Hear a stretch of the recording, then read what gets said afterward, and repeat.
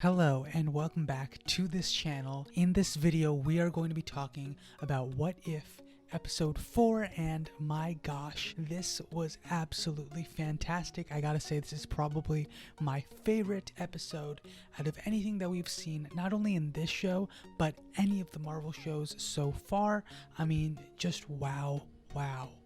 I mean, honestly, if you agree, disagree with my judgment on that, please let me know in the comments, because honestly, I don't know what episode could have possibly been better than the one we got here, and the backstory and everything that we get with Doctor Strange here.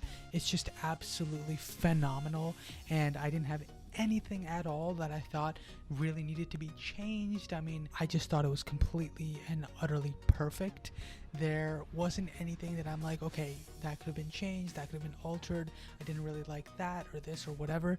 I had no notes for this episode at all. It was just, I mean, if I have to really think about it, the only thing would maybe be, no, not even like, there's nothing, okay? There's really nothing. And yeah, I mean, if you haven't watched the episode yet, please just watch it now, because I'm going to jump into spoilers right away. And I don't think that over the course of this episode I'm going to see anything or think of anything that I think could have been changed. It was absolutely phenomenal and perfect, and no show, no episode of anything else in the MCU has been like that for me, really, in terms of the TV shows. I mean, there are a couple of films that I think are absolutely phenomenal and perfect, and nothing should ever be changed in those, but that's very few. That's very few. And out of everything that's come out this year with any of the TV shows, this is the first time that I feel that nothing was off, nothing could have been better. It was absolutely perfect. That being said, this episode is about what if Doctor Strange lost his heart instead of his hands. An absolutely fantastic premise. I mean, when I was first watching the actual episode, I assumed that when they say that he lost his heart, that he actually was going to physically lose his heart. I didn't think that it was going to be a situation where it was someone that he loved, that it was going to be Christine that died, and that was the case. I was completely shocked. I didn't expect that at all, and I was actually very surprised that we don't really get to see what the actual alteration into why this reality is separate and different from our own. Instead, we start off and this world is meant to be the one where Christine dies, and that's how Doctor Strange starts on his path. And I thought that was very cool. I mean, we're stepping away from the idea of just simply thinking about our own universe, the one that we know and love. We are just going with the flow here. I mean, we're just jumping right in, and we know that in this universe, for one reason or another, the most important thing seemingly to Stephen Strange was Christine, not his hands. And he doesn't go down the path where he pushes Christine away, but instead he actually spends that night before his accident with Christine, and then she ends up tragically dying, and he ends up starting his journey as the Doctor Strange, as the Sorcerer Supreme. Also, with that, we also do get a little bit of a montage showing some of the things we are familiar with and how they pretty much go the same way as what we saw in the original Doctor Strange film. The only difference now would be probably Christine's involvement, so there might have been some alterations with, how the Ancient One dies or something like that, but overall it's pretty much the same story there, and then we pick up afterwards. This is where you see the difference between, I think the difference here isn't necessarily that he loves Christine any less, or that Christine isn't as important in our main timeline, but instead it is the difference between losing something that is solely about you versus losing someone that you truly care about. I think that was so fascinating to me, because our Doctor Strange is not obsessed with fixing his hands permanently, because the way that he's able to use his hands now is through the use of magic, but it's not a permanent real fix, like similar to how the man who was unable to walk was able to then channel magic throughout his body. It's a similar situation there, but in the event that with Christine, she died, right? She's actually gone, and there's no magic to, continuously course through her body in order to make her alive as long as magic flows through her. That's not a thing in the world. So instead, Doctor Strange is going down a much darker path, and that is a path of obsession. And specifically here we see him use the time stone in order to try and alter the past. And I thought this was a very fascinating way of using the time stone, because I don't think we really see it to this extent where he physically travels back in time.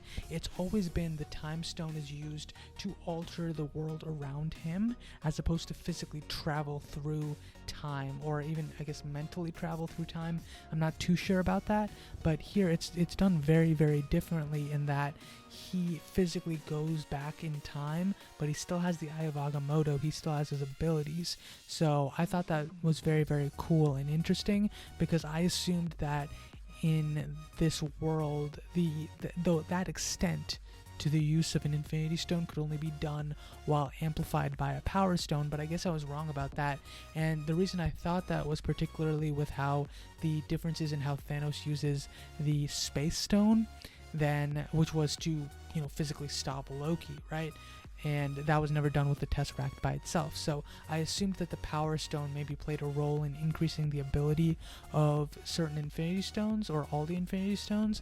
So I assumed that something like time travel would probably be in that upper echelon where you would need the Power Stone to also be able to do that. But I mean, that proved me wrong right away. And that was just kind of like the headcanon that I had in my brain. And yeah, that's not the case. But after many attempts, we end up having the Ancient One try to intervene, and Doctor Strange ends up traveling further back in time to meet Caglioso, who I believe is the creator of the Eye of Agamotto, who I didn't realize that originally when I first watched the episode, but I do believe that's what it is. He created the Eye of Agamotto. Yeah, I mean, his obsession takes him down a very, very, very painful and I would say realistic and identifiable, and it's a path that anyone could probably see themselves going down if they truly care about another human being.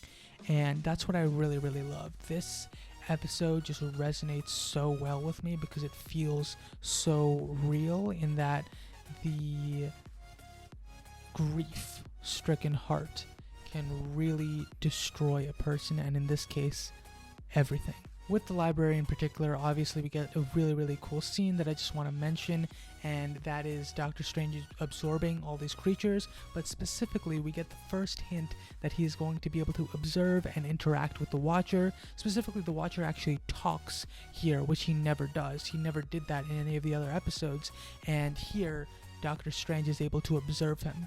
He asks who's there, and I thought that was so cool. I thought that would be it. I didn't think that we would get anything more than that, and I'm so glad I was wrong. That was just so awesome, and it was a nice tease for what comes up later in the episode. Next, let's discuss briefly the Strange versus Strange fight. Now, this, I would say, I still think this episode is absolutely perfect. The only thing that I would say here is that it should have probably been the Ancient One and Strange fighting Doctor Strange, because the Ancient One would still be alive there, because this is right after Christine died, so I would have assumed that the two of them would have faced off against Doctor Strange, but I guess it just, I don't know, maybe it just wasn't as interesting of a fight. Maybe it would have been a little bit more even, and they didn't want that. I'm not sure, but I would say that if I had to say anything, and I don't even really care all that much about this, if I had to say one thing, it would be that the Ancient One and Doctor Strange should have both lost here, and I think they should have both been eaten by Doctor Strange. I think that would have been really cool. Also, I keep saying Doctor Strange like time and time again, and I'm referring to two separate people, so hopefully I can figure out how to not do that. I guess we can say Steven is the evil one, and Doctor Strange is the good one, because he is the Sorcerer Supreme. He is Doctor Strange. So yeah, let's go with that. The character of Steven is able to basically demolish Doctor Strange to the point where he gets absorbed and eaten, and that was really, really cool. It was so cool because it made sense that he was completely overpowered, that Doctor Strange was no match for Steven. It worked perfectly well. I mean, Doctor Strange held off as best he could, but he just could not beat this near omnipotent version of himself. I mean, maybe not to that extent, but like still, he was really, really powerful. I mean, he's one of the, he was like the most powerful sorcerer that we had seen ever. And that is just insane to me. He was powerful enough to alter a fixed point in time.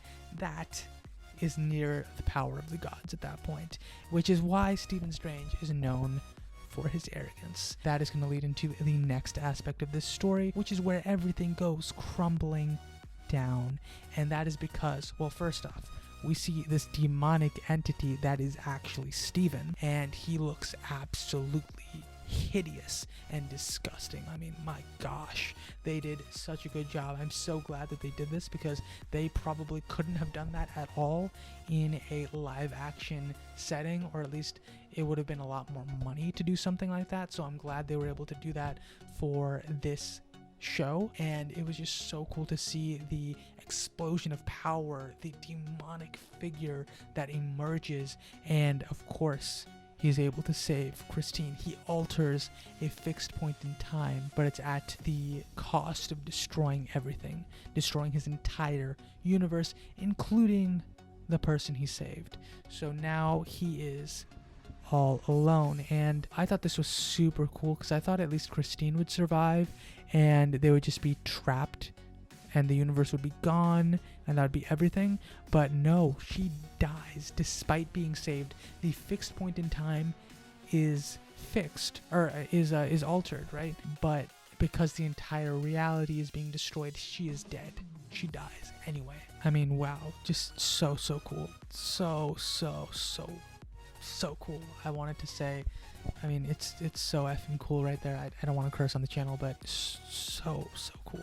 I'm sorry, I just keep saying it's so cool, because I mean, flat out it is. I mean, there's no reason for me to not say that, because that's just a fact in my mind. But yeah, let's now move forward a little bit. I mean, this is still in the same vein, and that's going to be talking about the Watcher. And we get to see the Watcher actually physically appear and interact within the story, and it is to say to Stephen Strange that if he was to intervene, that he would be pretending to be at the power of a god, and that he himself knows what the consequences of that type of arrogance is. And I was like, oh my gosh, that is the moment that Stephen Strange gets put in his place. I mean, I recently watched a TikTok where it was like someone saying that Stephen Strange does not have, like, he never really got over his arrogance, that he went to the mystic arts and he was still arrogant, that he was still on top of everything, and that he never really got any consequences for his actions. So seeing it happen here, and I don't completely disagree with that sentiment, because yeah, in truth, I mean, he saves the world from Dormammu. He uses the Time Stone to see into the future. He uses the Time Stone to save Wong and alter time and all this, that, and the other thing. In the original film, no consequences apart from one of the other sorcerers leaving at that point.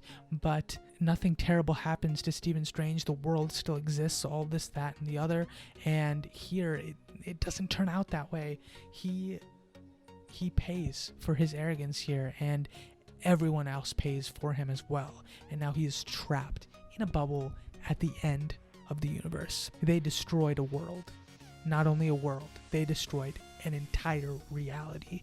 He basically destroyed an entire branch reality, and the only power akin to that is that of the timekeepers in this world. They can prune something, but the only way they do that is by transferring that universe to Alioth to consume it. They don't even have the power themselves to just destroy an entire universe like that, but Doctor Strange did it by altering a fixed point in time, and that was so cool. I mean, after seeing Loki and considering just how powerful and how crazy it is that he was able to do that, it's so fascinating. That being said, I really do hope that we get to see this version of Doctor Strange potentially in the film franchise, or somewhere down the line where our Doctor Strange gets to meet this deranged and insane version of himself that is now sitting in solitude, unable to die for all of eternity. I mean, that would be an absolute dream to me. It would be awesome. But yeah, that's all I really have to say for this video. I mean, I absolutely loved this episode, as you could probably tell by the entire episodes, or the entire video so far. And yeah, I mean, what did you guys think? Did you guys love it as much as I did? Do you think it's the best episode of What If? Do you think it's the best episode that Marvel has come out this year with? I certainly do. Let me know in the comments below what your thoughts are. And as always, if you liked the video, please like the video and subscribe for more videos from me on this channel. Thank you so much for watching, and I'll see you next time. Bye.